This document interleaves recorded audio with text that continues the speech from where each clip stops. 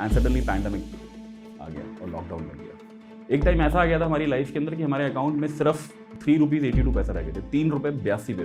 तो आपको एक शब्द बोल दिया जाता है, आप पूरे समाज में बोल दिया जाता है कि औकात में रहो, जितनी चादर है उतने पाँव फैलाओ, अपनी लिमिट में रहो। देन वी डिसाइडेड कि यार अगर दुकान खुल गई है और धंधा खुल गया है तो दुकान बंद नहीं होगी। आज की डेट में हैंशन्स की अगर मैं बात करूँ, हैंशन्स इन 9 cities having a revenue of total 1 crore and a valuation of 91 crores. Hi everyone, my name is Abhishek Kaushik. I am the founder of Hansons. मैं एक मिडिल क्लास फैमिली से आता हूँ जहाँ हमेशा ये बोल दिया जाता था कि अपनी औकात में रहो, जितनी चादर है उतने पाँव फैलाओ। हमें सपने देखने की तो इजाज़त थी, लेकिन सपनों पे एक थ्रेशोल्ड लगा दिया जाता था कि तुम सिर्फ यहीं तक सपने देख सकते हो। आज जो हैंशन्स है वो एक 90 करोड़ वैल्यूएशन की कंपनी है, और आज मैं उसी की जर्नी वो कैसे बनी वो आपके सबके सामने बताने आया हूँ कि सपने कैसे देखे जाते हैं और उन्हें पूरा कैसे किया जाता है। मैं भी आप लोगों के बीच में से उठ के आता हूँ। मैं भी एक मिडिल क्लास परिवार से आता हूँ जहाँ पर हर बच्चे के कुछ सपने होते हैं। वो कुछ बनना चाहता है ज़िंदगी के अंदर, वो कुछ अचीव करना चाहता है ज़िंदगी के अंदर। लेकिन पॉइंट ये होता है कि जब आप एक मिडिल क्लास फैमिली का पार्ट होते हैं ना, वो सबसे बड़ा प्रॉब्लम है हमारी सोसाइटी के अंदर।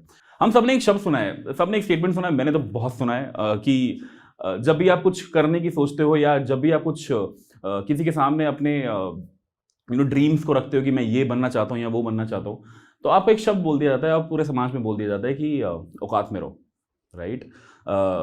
जितनी चादर है उतने पाँव फैलाओ, अपनी लिमिट में रहो, राइट। लेकिन कोई ये बोलने को तैयार नहीं है, ये बताने को तैयार नहीं है कि वो जो औकात है क्या उसको नापा जा सकता है, क्या वो किलोमीटर में, सेंटीमीटर्स में, मीटर्स में कुछ उसका मापदंड है जिसमें वो नापा जा सकता है। या बोल देते हैं चादर उतनी है, तो चादर का कोई साइज है? आंसर किसी के पास नहीं था।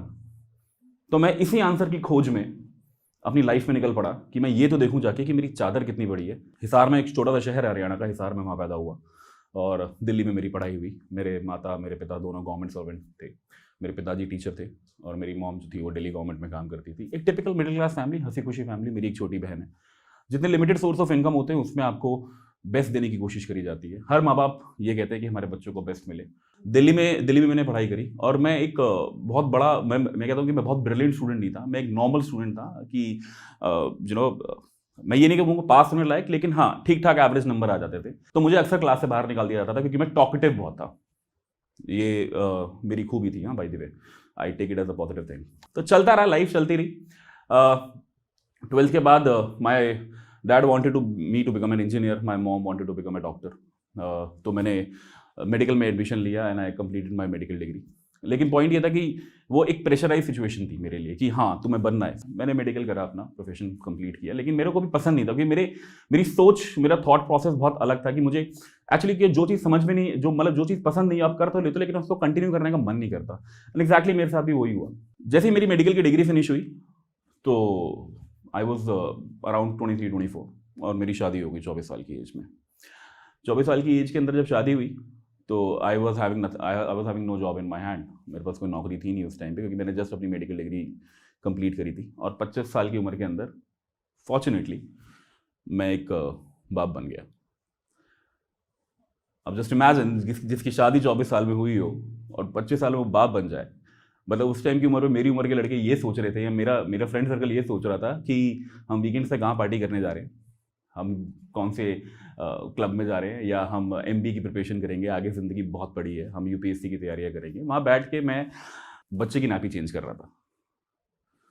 एक 25 साल का लड़का जिसके बहुत सारे ख्वाब थे और वो 25 साल में ये कर रहा था। बट मेरा पॉइंट ये था कि अब करना क्या है लाइफ में, राइट। सो मेडिकल में करना चाहता नहीं था, मेरे पास कोई ऑप्शन था नहीं। तो मैंने उस टाइम पे कॉल सेंटर ज्वाइन कर लिया क्योंकि पैसे तो माने थे। My wife was earning at that given point of time and I was not earning anything.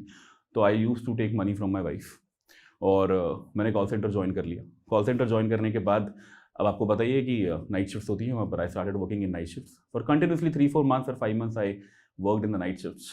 उस टाइम एक ना कोर्स आया था, आप सब शायद लोगों को पता होगा, 2008 और 9 के अंदर एक कोर्स इंट्रोड्यूस हुआ था, उसका नाम था SAP।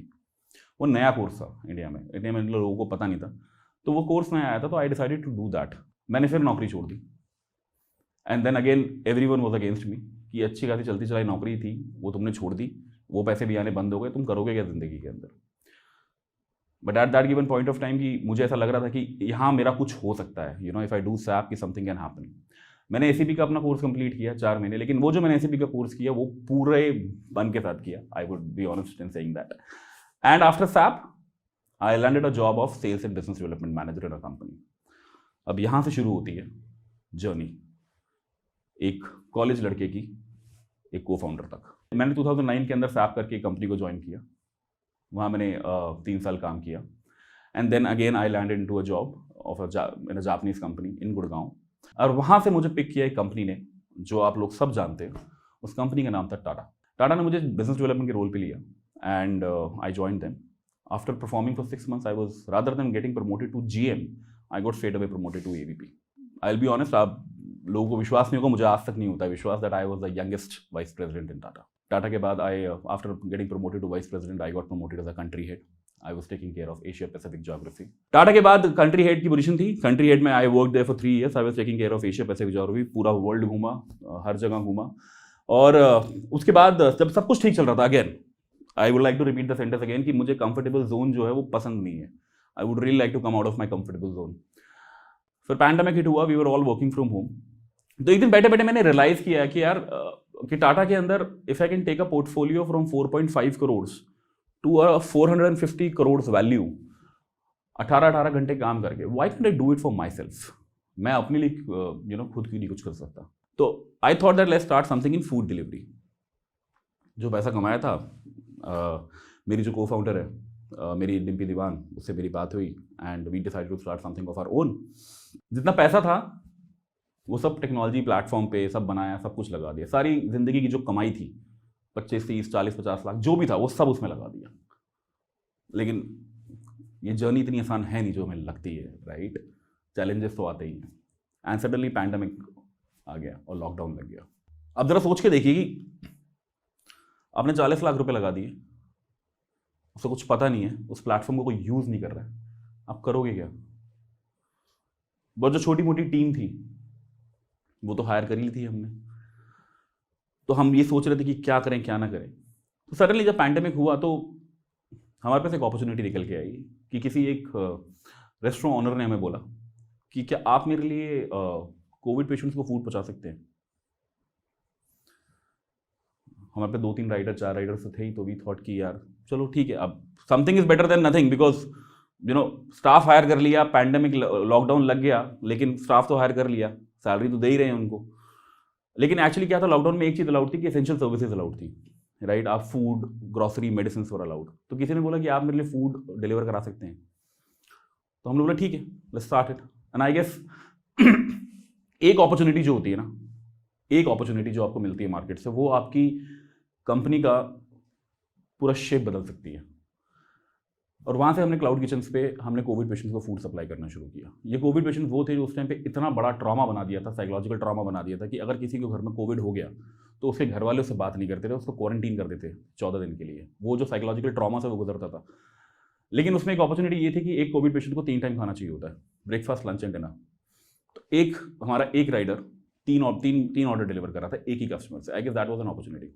हमने पहले दिन 5 ऑर्डर डिलीवर किए, दूसरे दिन हमने 11 ऑर्डर डिलीवर किए, उसके बाद 25 किए, उसके बाद 34 किए, और धीरे धीरे ये चीज़ें बढ़ती गई। We became so popular in Gurgaon that this is the company which deliver food to the covid patients. हम जाते थे कोविड पेशेंट, हमें पता था कि रिस्क है उसके अंदर। अगर मान लो किसी को हमने फूड दिया है और उसका अगर किसी जो अंदर हम जब सोसाइटीज़ में जाते थे फूड देने के लिए कोविड पेशेंट्स को, तो उनके घर वाले बोलते थे ठीक है वो उसका दरवाजा उसके बाहर रख दो। उनके घर वाले तक उस फूड को हाथ नहीं लगाते थे। बहुत ईजी होता है इस जर्नी पे ये सोच लेना कि चलो यार खत्म हो गया, कल अगली बार सोचेंगे, let's get back to the jobs. लेकिन पॉइंट ये कि वो एंटरप्रेन्योर्स ही क्या है जो क्विट कर गए। तो एक टाइम मुझे अभी भी याद है कि बहुत सारे ऑर्डर्स आ गए थे और हमारे पास स्टाफ नहीं था डिलीवर करने के लिए। तो मैं और मेरी फाउंडर हम दोनों मैदान में कूद गए थे। हमने अपनी, जब तक स्टाफ नहीं आया, हमने 3-4 दिन खुद जाके कस्टमर्स को अपनी गाड़ियों में सामान रख रख के हमने उनको खाना डिलीवर किया है। तो मेरे कहने का मतलब ये है कि मेरे को ऐसा लगता है कि ये बिजनेस आपका है, राइट? ये एक छोटी सी चीज से लेकर बड़ी से बड़ी चीज की रिस्पॉन्सिबिलिटी आप लेते हो, क्योंकि आपने ये कंपनी खोली है, आपकी ब्रांड वैल्यू है। जब मेरे पे राइडर नहीं थे तो हमने खुद डिलीवरियां करी। मेरे को ऐसा मानना लगता है कि जब अगर आप अपने धंधे में झाड़ू नहीं मार सकते तो आपको उसका माल लेके आने का भी कोई हक नहीं है। तो जब बिजनेस स्टार्ट करते हो तो ये चीज जरूर सोच ले कि सैक्रिफाइसेस बहुत है। आपको एक छोटे से छोटे लेवल का काम भी करना है और बड़े से बड़े लेवल का भी काम करना है। अगर आप उस चीज के लिए तैयार हो तो आप इस जर्नी पे निकलिए। जब आदमी सुबह से शाम उठ के घर पे निकलता था, जब उसे कुछ नहीं मिलता था, 10-10, 12-12 घंटे बैठ के बाहर काम करना, कुछ समझ नहीं आना। एक पॉइंट ऐसा भी था, मैं गाड़ी खड़ी करके 2-2 घंटे यही सोचता रहता था कि यार ये चीज़ें कब खत्म होगी। घर में घुसता था तो एक स्माइल होनी बहुत ज़रूरी होती थी फेस पे, क्योंकि बच्चे ये एक्सपेक्ट करते कि जब घर में घुसो तो पापा टेंशन में नहीं है, या पेरेंट्स को लगता है कि बेटा हमारा टेंशन में नहीं है। जब आपका सारा पैसा एक प्लेटफॉर्म में लग गया तो you were left with only few lakhs, कुछ पैसे बचे थे अकाउंट पे दोनों के। बिजनेस चल पड़ा था, डिमांड आ रही थी, लेकिन पॉइंट ये था कि धीरे धीरे पैसे खत्म भी हो रहे थे और कहीं से फंड्स नहीं आ रहे थे। एक टाइम ऐसा आ गया था हमारी लाइफ के अंदर कि हमारे अकाउंट में सिर्फ, यू वोंट बिलीव इट, मैं जिस हैंशंस की आज बात कर रहा हूँ, एक अकाउंट में हमारे सिर्फ ₹3.82 पैसे रह गए थे, ₹3.82। उसका स्क्रीनशॉट मेरे पास आज भी है। मेरे पास सिर्फ ₹3.82 रह गए थे हमारे पास पैसे नहीं थे अपने एम्प्लॉयज़ को देने के लिए। काम चल रहा था, राइडर्स को सैलरी देनी थी, एम्प्लॉयज़ को सैलरी देनी थी, and we didn't have any clue कि पैसे कहाँ से आएंगे। कोई उधार देने को तैयार नहीं मार्केट के अंदर, क्योंकि आप नई कंपनी हो, कोई क्यों आपको उधार देगा, राइट? अभी आप उस स्टेज पर नहीं पहुंचे हो कि जहां पर आप बहुत सारा फंड रेज कर सको, तो वी वर स्टक। जब किसी का, आप जस्ट इमेजिन कि ₹3.82 में आता क्या है यार, मतलब एक मार्केट में एक पेन भी खरीदने जाओगे तो वो भी ₹10 से कम नहीं आता है। With this we were sitting, me and my founder were sitting कि यार करना क्या है लाइफ में अब। देन वी डिसाइडेड कि यार अगर दुकान खुल गई है और धंधा खुल गया है तो दुकान बंद नहीं होगी। 15 साल में हमने भी बहुत मेहनत करी है, यहाँ से वहाँ से लेकर यहाँ तक पहुँचे, दुकान बंद नहीं होगी। और हमने सोचा कि चलो यार कुछ नहीं तो एक काम करेंगे, अपनी जो सेल्फ बिलोंगिंग्स हैं कुछ एक काम करेंगे, मार्केट में बेच देंगे, कुछ पैसा आएगा और अगले 10-12 दिन तक काम चला लेंगे। ये एक जर्नी है, ये एवरीवन गोज थ्रू दैट। मैं आप सब लोगों से ये कहना चाहता हूँ कि एवरीवन गोज थ्रू दैट। ये स्टार्टअप की जर्नी आसान नहीं है। और उस ₹3 पे हम ये भी डिसाइड कर सकते थे जब बचे थे कि छोड़ देते हैं, खत्म करते हैं, let's get back to our jobs. लेकिन पॉइंट ये है कि जहां एक बार घुस गए तो उसको तो करके मानेंगे। मतलब ये अगर आपने रट लगा ली ना कि अगर मैं घुस गई हूं तो मैं घुस गई हूं तो मैं कुछ ना कुछ तो करके जाऊंगी, I am not here to quit. अगर क्विट कर दिया तो फिर वो एंटरप्रेन्योर ही क्या, वो फाउंडर ही क्या। But finally God was with us. हमें एक इन्वेस्टर का कॉल आया। वो कहते हैं ना, जहाँ चाह है वहाँ राह है। मतलब अगर आप उड़ने की सोच लो तो आप अगर परिंदा आसमान में उड़ने की सोच ले तो हवाओं को रास्ता देना ही पड़ता है। तो that was a theory which was going with us कि मतलब कहीं ना कहीं से पैसा, and found some investor called us up, उसने हमें पैसे दे दिए और वहाँ से हमारी जर्नी शुरू हो गई।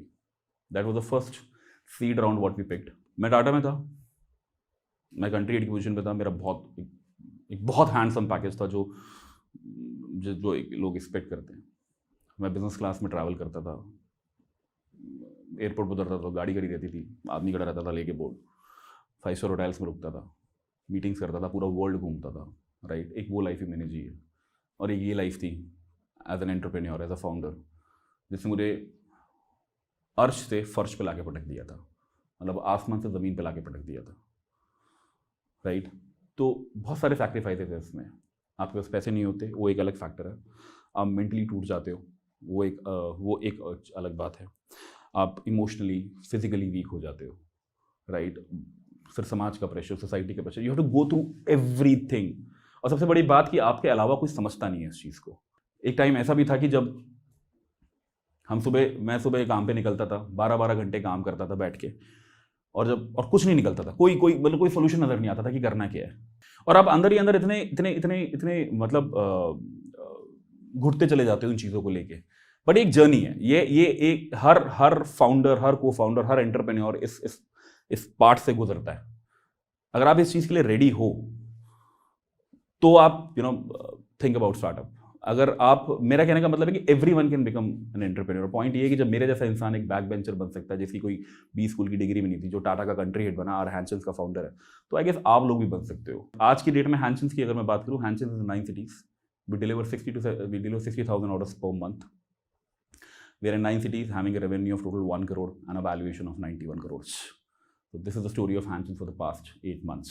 जो मेरी 3 चीज़ें सीखी इससे, पहली चीज़ मैंने ये सीखी कि ये स्टार्टअप जो है ये एक लड़ाई है, एक दंगल है जो आपने अपने आप से डेली लड़ना है। आपको अपने सवालों के जवाब खुद ढूंढने हैं, आपको खुद ही लड़ना है, क्योंकि ये आपका फैलाया रहता है। या तो आप इसे समेट लो या इसे और फैला लो, राइट? कोई आपके क्वेश्चंस के आंसर नहीं देगा, आपको खुद ही ढूंढने हैं answers.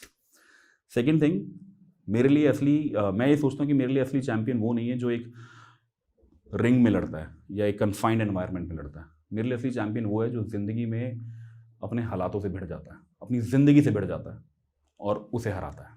That is a true champion for me. और last but not the least, कि आपको तब तक कोई नहीं हरा सकता जब तक वो खुद से ना हार जाओ। Nobody can defeat you. Josh Talks is now a Spotify exclusive podcast. The audio version of our talks will be available only on Spotify. If you like this video and you like to listen to more inspiring stories like this, please follow the Josh Talks podcast only on Spotify. अगर ये video देखने के बाद आपको लगता है कि आपको एंटरप्रेन्योर बनने का या बड़ा बिजनेस स्टार्ट करने का रोड मैप मिल चुका है, तो रुकिए। बड़ा बिजनेस स्टार्ट करने के लिए हम सबको एक स्किल का आना बहुत जरूरी है। कम्युनिकेशन एक एंटरप्रेन्योर के लिए एक ट्रम्प कार्ड की तरह होता है और आज के हाइपर कनेक्टेड जमाने में इंग्लिश कम्युनिकेशन जैसी ग्लोबल स्किल का होना बहुत ही ज्यादा इंपॉर्टेंट है। इस ग्लोबल स्किल को सीखने के लिए और अपना बड़ा बिजनेस स्टार्ट करने के लिए जोश टॉक्स के पास हम सभी के लिए एक सोल्यूशन है। जोश स्किल्स ऐप भारत का number 1 spoken English learning app है, जिसके जरिए हम अपनी इंग्लिश कम्युनिकेशन स्किल्स को वर्ल्ड क्लास बना सकते हैं। जोश स्किल्स ऐप पे आपको प्रैक्टिस करने के लिए मिलता है अपनी कम्युनिकेशन स्किल्स को, वो भी अन्य स्टूडेंट्स के साथ। घबराइए मत, इस कॉल का आपको कोई चार्ज नहीं लगेगा। ये आपके स्टडी मटेरियल के साथ ही इंक्लूडेड होगी। कोई भी बड़ा बिजनेस शुरू करने से पहले उसमें बहुत ज़्यादा ज़रूरी होता है इनिशियल इन्वेस्टमेंट का होना, और खुद पे की गई हुई इन्वेस्टमेंट कभी बेकार नहीं जाती और ना ही कोई हमसे उसे छीन सकता है। तो चलिए दोस्तों, हम सभी अपनी जिंदगी की सबसे बड़ी इन्वेस्टमेंट की ओर एक कदम बढ़ाएं, अपनी इंग्लिश कम्युनिकेशन स्किल्स को वर्ल्ड क्लास बनाकर विद जोश स्किल्स ऐप। पिन कमेंट में दिए हुए लिंक पे क्लिक करें और आज ही शुरू करें।